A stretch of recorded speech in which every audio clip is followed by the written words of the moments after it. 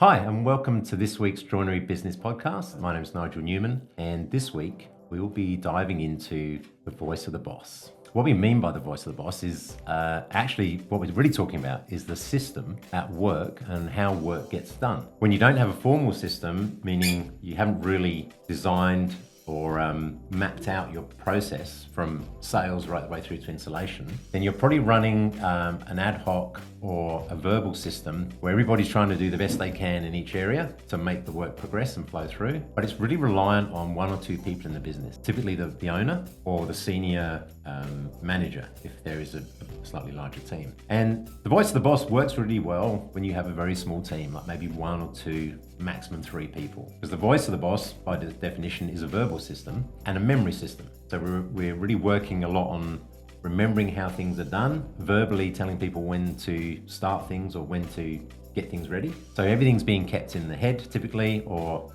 maybe in some post-it notes or a very basic, maybe Excel sheet. So what is the problem with voice of the boss? You might think that's fine. As I said, in a very small team, one or two, maybe three max. You can probably survive and get along reasonably well with a very simple system. Because at that size, you're probably only doing, maybe one or two jobs a month, maybe a couple more. So there's not a lot of information flowing through the system, and you're able to really focus on one thing at a time. But as soon as your business starts to grow, and there's this cool thing, they call it the rule of threes, something I learned about quite a while ago in my journey. And that's when anything in a business triples. So it could be your revenue triples. It can be your number of staff member triples. It could be the number of machines you have triples. It could be your floor space or your factory size triples. So the rule of threes is anytime anything changes by a factor of three, processes you had before probably aren't going to work now in that new growth. So let's focus on what happens when you grow a team of maybe two people, you triple it, so you go to a team of six. So probably your volume of work is increasing, your number of jobs you have in the system is increasing. So the complexity of information being handled by that system is increasing. If that was being managed by an individual, it could be in a notepad, an Excel sheet, this is where things can get complicated. If everything's running smoothly, it's probably okay, but as soon as you get a change, schedule change, everything has to move. There's a lot of complexity in moving around, 8, 9, 10 jobs in a system and not forgetting anything versus, a couple of jobs. And then communicating what those changes mean to your installer, your factory floor, your machine, and your drafting team. There's a lot of information that can change hands there and needs to change hands quickly. The Joinery Business Podcast is sponsored by MaxCut Software. MaxCut is a small software business focusing on the cabinetry industry. Their main purpose and goal is to empower cabinet makers to estimate, cut, and complete cutless jobs more efficiently and easily without breaking the bank. Visit the MaxCut Software website linked in our description to try the free community edition of MaxCut Software to see what MaxCut can do for you.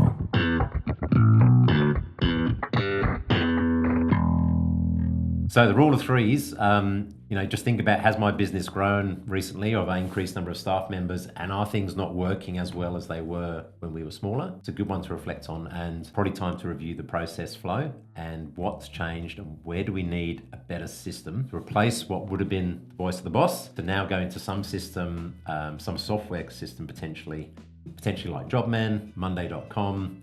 There's various project management tools similar to Monday, like Asana, Trello. Basically, could be ClickUp. There's many systems that help you manage larger sets of information and communicate that to your team. But certainly, I'd say a team of 5, you definitely start to be needing to consider an information system that will handle your work packages from sales right the way through to installation. So what can be some of the unintended consequences of running with voice of the boss? Well, first thing is information doesn't flow well. So things get missed, or we forget to pass something on to someone. That can result in a missed delivery, some incorrect parts going out in the factory. It could be problems with our drafting process flowing through into the team because we're working on too many things at once. So the voice of the boss is fragile, let's say, to running a system. And what we need to do moving forward to move away from the voice of the boss is have a system. And that's all about mapping your process and working out your timeframes. So, we have a set time frame for approvals.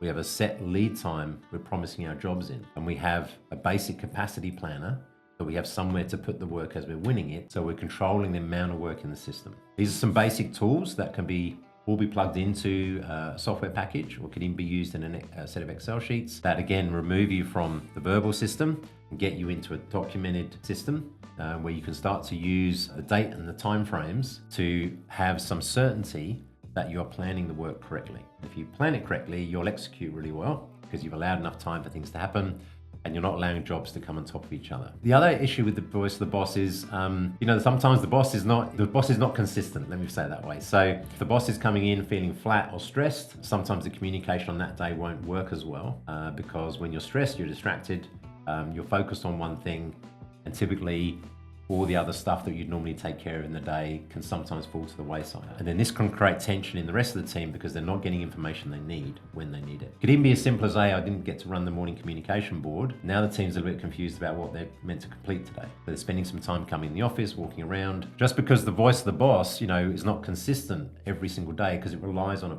person to be very consistent, in a good mood, across the information, communicating the same way each day. So if we move that into an actual system, we design a system, we put it into, I said, it could be Monday, it could be Jobman. We now have a set of controls, and now we start to work to the system rules. So if the system says 7 days for approval, it's 7 days for approval. We don't let customers sit on something for 2 or 3 weeks, condense our time in manufacturing, because what we're now saying there's a rule, 7 days is to protect the production system, so it never gets overloaded with too much work, and it never suffers, a delay or a consequence from someone not following the system rules. Now, the challenging part about creating system rules is everybody has to follow them, including the boss. So often, in a small company, the boss is the one that has most varied work throughout the day and throughout the week. So it's very hard to kind of initially start to standardize what he does. But as we start to put things into a system, the system starts to tell us what to do. So if I use the approval as an example, the system says 7 days for approval, and it's coming up to the last day and the client has not got back to us. And the action says if they don't respond to the approval within 7 days, the job gets kicked out of the system and they have to get requoted from the start and back in the queue. Now, the boss might be worried that, we're going to lose that job if that happens. So he might try and overrule that system rule and say, no, give them another week. We can't do that. With the system, it's there to protect us and it's there to protect our people from overburden of too much work, and to allow the system to govern what can be done because it's working to a set of values. What I mean by that, a set of numbers. If capacity is X number of hours a day, we're not going to allow that to be breached by more than maybe 3 or 4%. So we're never running excessive overtime and we always have enough hours to get the work done. So if we set the rules up and the rules are set up as a collective agreement, whenever we put things into a system, we must all follow the rules of the system, or the system actually doesn't work. It doesn't provide the benefits that it can provide. And this is probably the hardest part of transitioning from a verbal run business that may be working through the voice of the boss, or maybe a couple of bosses, maybe the boss and the production manager. And there might be very experienced joiners, very experienced in the industry, so they feel they can manage things through a verbal mechanism. But the reality is the team is suffering in that situation because we really want them to have visual information that represents the numbers in the capacity. So we're always giving them 7 hours of work each day, We're always loading the machine with 7 or 8 hours worth of work. And that if we hit that 7 or 8 hours of work each day, we actually achieve our schedule and we're on time for delivery every single time. So if a system is designed to produce that result by having fixed time for approval, correct lead time for everything to happen, and we've got the correct capacity set up in that system, then we must follow the rules that keep that system running correctly. As soon as we deviate, we break the system, and the system doesn't give us the result that we want, because the system is a set of processes that we follow. If we follow the process, we have the same result each time. If you think about a good analogy is a road system. So we're all out driving on roads every day.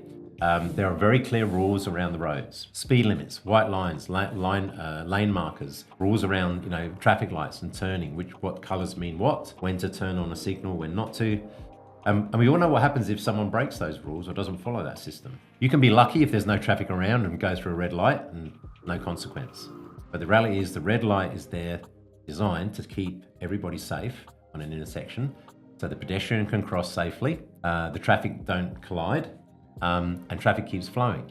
It's the purpose of a traffic light system. If someone decides not to follow the rule, it could be the pedestrian decides to walk across, didn't press the button. The risk of them getting hit has suddenly gone up massively.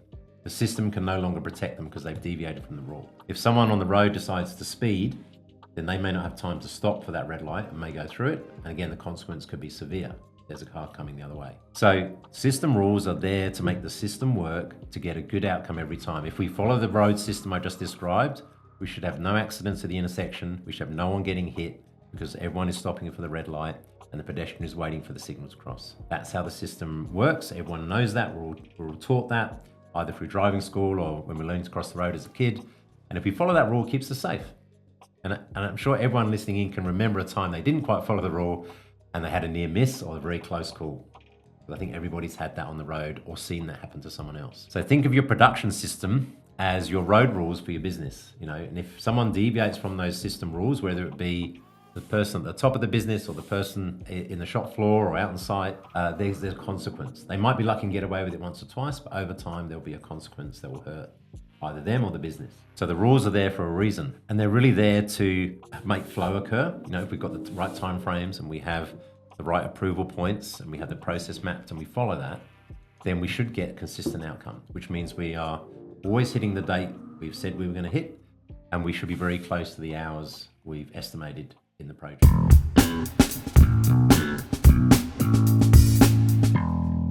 As I say, it's the hardest transition is going, I no longer can do exactly as I please each day or the things I think I need to do. The first thing is I must follow the system requirements. For my role, what are the parts of the system that I need to utilize each day?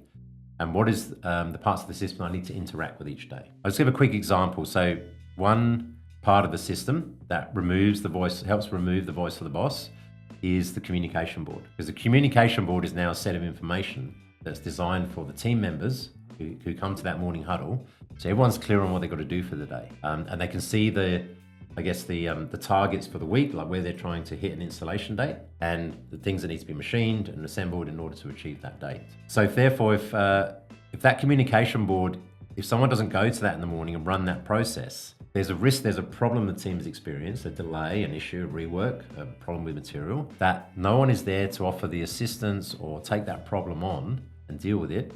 So the team is going to go back the second day, still with the defective material, still with the issue, and not really knowing what to do about that or trying their best as a group to work it out. Also, we might be losing traction on the schedule because maybe the information is missing from the following day, or maybe some of the parts didn't get completed from the previous day and there needs to be additional help supplied or some overtime enacted. No one's there to run that meeting. We start to drift off the schedule. We start to not be aware of issues that are creeping up on the production floor. So that morning meeting is really a check on how we went yesterday. Did we complete the things we were supposed to complete? Do we have any safety concerns that we need to be mindful of today? And were there any frustrations or process issues that the team would like to share with the person running the meeting, the production manager? So that can be looked into and seen if that frustration can be alleviated. So that's a key mechanism to keeping the team engaged, focus on the right targets, and a place to raise frustrations or issues around safety, quality, and process. So if we're inconsistent in that meeting, that process starts to break down. But that process now says, hey, we're not going to the boss with every single thing, and we're not catching him when he's walking past to tell him about a problem. There's now actual process to bring that information to, that frustration, that grievance. And there's also a place to hold people accountable about what should be getting done each day.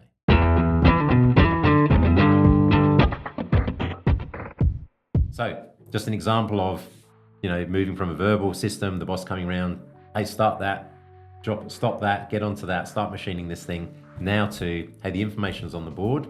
If you're late in, you can just go to the board, you can see what you're supposed to do today, your name will be up there on a magnet, it'll be allocated to a job or some work, and you'll be really clear on what you have to do. Now the system is telling you or guiding you what to do, not boss, who some days may be correct and some days may actually make mistakes. We all make mistakes, we're human. Or may feel the pressure from a certain client, they're trying to keep happy and maybe tell you to stop working on a job that's scheduled and start working on something to keep this client happy. So we remove the emotions from the system by creating an information board, like a communication board, that exactly represents what we agreed to do per our contract for each project, when we were going to build it, when we're going to install it. So we'll just summarize, I'll try and summarize what I've just been talking about. When we say voice of the boss, what we mean is there's one or two key people in the business that are really diverting or controlling the traffic, as in where the information's going, who's getting it, and at what time they're getting it. And this may work, 50, 60, 70% of the time, but there will certainly be communication gaps, and there will certainly be certain people that are left out of the loop. And sometimes wrong information, because we're working with a human determining which information goes out rather than a system that information is put into, sets dates and timeframes, and then just tells us when we need to start things, when we need to finish things. So remove the emotion from your business, implement a system, and start with the delivery system, because you should be getting information at sales that sets the timeframes, sets the targets around the estimated hours, and sets the delivery target date. So if we start to use numbers and the information from sales to set timeframes for the projects, more importantly, when do we need to start things? When do we need to start drafting? When do we need to start machining in order to hit the installation date? If we can start to migrate to that information, and that is written up on a whiteboard in the factory for everyone to see, there's less reaction, because we have a plan for the week. Everyone knows what they've got to do. And we're not walking in wondering, I wonder what the boss is going to ask me to work on today. Because that can actually be quite stressful for someone who's not really sure what they're doing each day. Or maybe the boss comes down and says, hey, stop what you're doing. We've got this urgent call. We've got to jump on and get this done. Kind of reflects that there's not a good system in place when we're kind of reactive like that. So definitely, comms board is the first step to remove the emotions out of the system and to really get whoever's leading the team to give them really useful information each day, but also be there as a sounding board to hear back how the team's doing.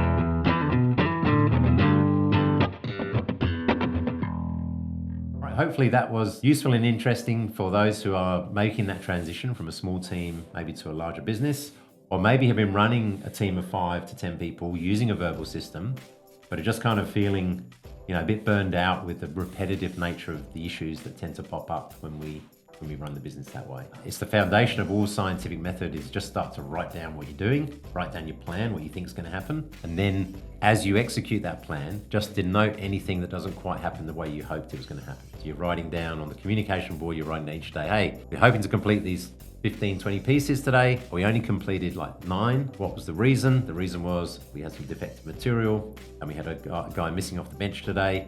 That was the reason we only completed 9 out of 15. If we start to track information that way through the week, at the end of the week, we've got a kind of story how our week went. We had the plan, which is what we hoped for, and we had the reality come home, which were the gaps to the plan, which we've denoted on the whiteboard, which gives us something to study on how the week went. And also start to look for common problems that are popping up. It could be absenteeism, it could be we're never actually achieving the right number of guys on the bench that we need to hit the plan. Or it could be reworks and defects. I'm noticing we're getting defects, every other day, causing the team to miss, 2 or 3 things off their target. That's the foundation of all improvement, is starting to track your misses against your plan. Could be in drafting, could be in machining, could be in assembly, could be installation. Can be across the board. If you are going to start to measure misses, always start in the area that is struggling the most to get the work out. Typically is assembly area, because sometimes also be drafting, or sometimes even installation. Always start you're measuring your misses there, and very quickly you'll get a bit of a snapshot picture of the common issues affecting that team. That's pretty much it for this week's podcast. Hopefully there's some gold in there for a few people listening in, and see you again soon.